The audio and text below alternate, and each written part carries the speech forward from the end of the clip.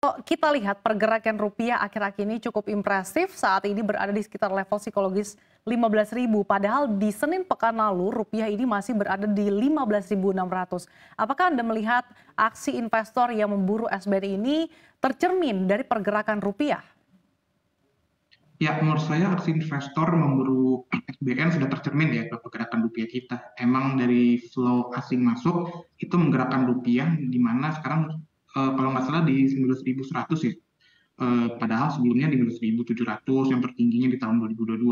Kami harap pergerakan rupiah juga tetap akan menguat seiring dengan flow asing yang akan berinvestasi ke surat berharga negara kita. Oke, kalau pandangan Anda, Mas Andre, apakah dengan melihat pergerakan rupiah yang sudah kembali menyentuh level psikologis 15.000, bahkan beberapa hari lalu berada di bawah level 15.000, ini sudah mencerminkan fundamental dari nilai tukar rupiah? Ya kalau secara fundamental sih menurut saya udah merefleksikan ya, karena kan tekanan rupiah juga kita lihat juga ada banyak technical factor, bukan hanya fundamental gitu. Jadi saya rasa dari pergerakan para investor asing membeli obligasi, ya saya rasa ini udah menjelaskan bahwa rupiah ini sebenarnya mestinya at this level ya gitu. Dan kalau kita lihat kan memang dari secara policy kita lihat dari Bank Indonesia ini kan mencoba untuk memproteksi rupiah juga ya. Jadi nanti mudah-mudahan polisinya dari para eksporter ini bisa dapat menyimpan rupiah di Indonesia atau menyimpan USD di Indonesia gitu. Jadi secara liquidity nanti ketika waktunya setelah bulan Maret ketika dividend season, market kita nggak akan crash lagi gitu, karena kan biasanya setelah first quarter kan rame dividen ya. Jadi kalau misalnya rame dividen ya udah otomatis ada demand untuk USD juga gitu. Jadi diharapkan sebelum bulan April posisi rupiah kita juga bisa terjaga, dan mudah-mudahan peningkatan pembelian obligasi dari investor asing ini bisa membantu rupiah tetap stabil di level saat ini. Oke, Mas Alvaro, dengan capital inflow yang diperkirakan masih terus akan mengalir di pasar SBN tanah air, sampai sejauh mana sih Anda melihat potensi penguatan rupiah?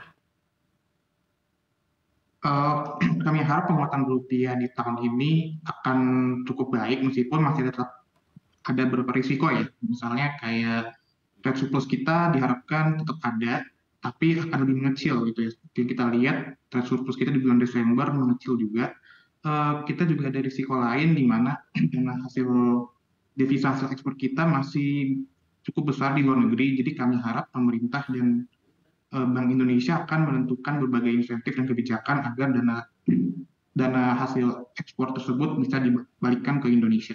Jika hal tersebut dijalankan, maka kami harap rupiah bisa mencapai 15.000 terus secara konsisten, atau bahkan di bawah 15.000 ya. Oke, Mas Andre, apakah Anda melihat level 15.000 ini cukup kokoh begitu dengan melihat potensi capital inflow di pasar SBN akan terus mengalir? Saya rasa untuk saat ini, untuk fundamental saat ini dengan kondisi makro, saya rasa 15.000 sudah cukup baik ya.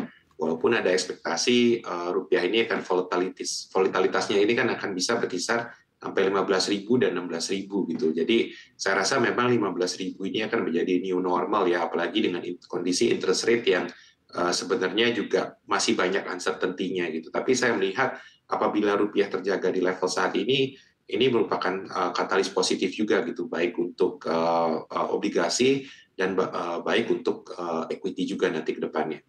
Oke, di hari esok ini akan ada rilis kebijakan moneter Bank Indonesia yang diperkirakan menaikkan suku bunga acuannya 25 basis poin. Bahkan ada beberapa analis yang memperkirakan bahwa Bank Indonesia akan mempertahankan suku bunga acuannya. Seberapa besar Anda melihat ini akan mempengaruhi pergerakan rupiah, Mas Alvaro? Oke, melihat contoh historis ya seperti di tahun 2018, 2019, mata uang rupiah cenderung mulai menguat ketika The Fed mengendurkan kenaikan suku bunga atau suku bunga dipertahankan. Sejalan juga dengan Indonesia, biasanya Indonesia akan menurunkan suku bunganya juga lebih dulu bahkan. Selain itu juga dolar indeks kita juga mengalami tren penurunan, di mana terakhir di angka 102. Kami harap kenaikan suku bunga sebesar 25 basis point sudah menunjukkan bahwa tanda-tanda kenaikan suku bunga akan dekat gitu ya akhirnya.